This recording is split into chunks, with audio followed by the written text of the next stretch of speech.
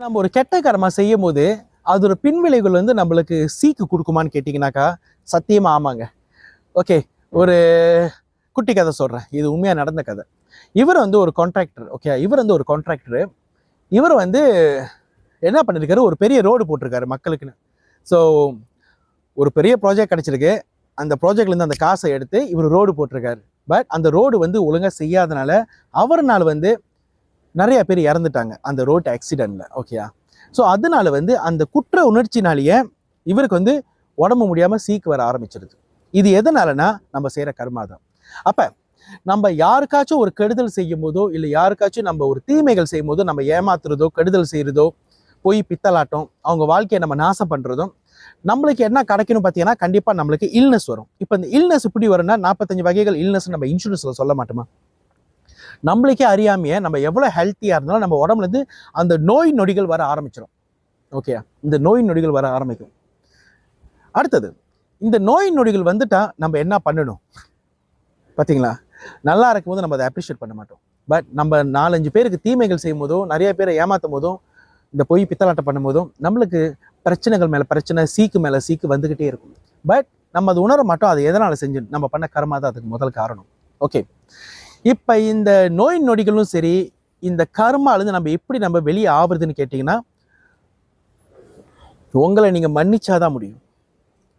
உள்ளே இருக்கிற உங்களை நீங்கள் மன்னிக்கணும். அது அவ்வளோ ஈஸியான ஒரு இது இல்லை. ஏன்னா நிறைய பேர் நம்ம ஏமாத்திருப்போம். அவங்களோட அந்த சிந்தனைகள் வரும், நம்ம இவ்வளோ ஏமாத்திருக்கோம். சில பேர் நினச்சோம் எக்கடா கட்டு போட்டு நம்மளுக்கு கவலையே இல்லைல்ல, நம்ம லைஃப் மூவ் ஆன் பண்ணுவோம், அது நம்ம நினைப்போம். பட் நம்ம மற்றவங்களை ஏமாத்திருப்போம். அந்த காட் கட்டிங் ஒன்றும் இதாகல.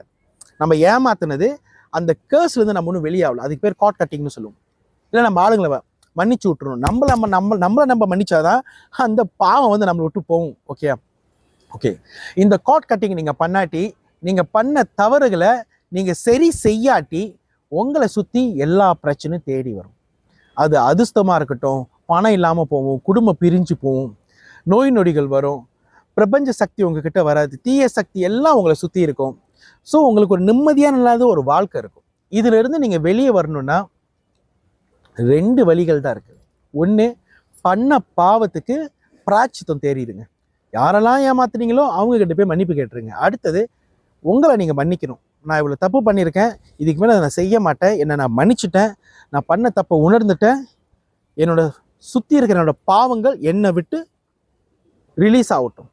அப்படி நீங்கள் செஞ்சால் தான் உங்களுக்கு வாழ்க்கையில் நல்லதாக நடக்க ஆரம்பிக்கும்.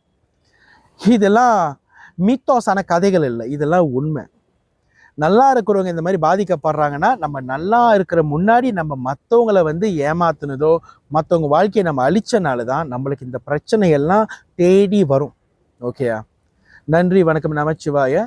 இந்த வீடியோ யாராருக்கு சேர்க்கணும்னு நினைக்கிறீங்களோ தாராளமாக போய் சேர்த்துக்குங்க.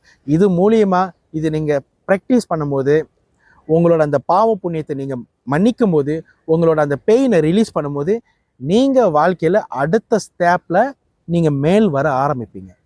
நன்றி, வணக்கம், நமச்சிவாய.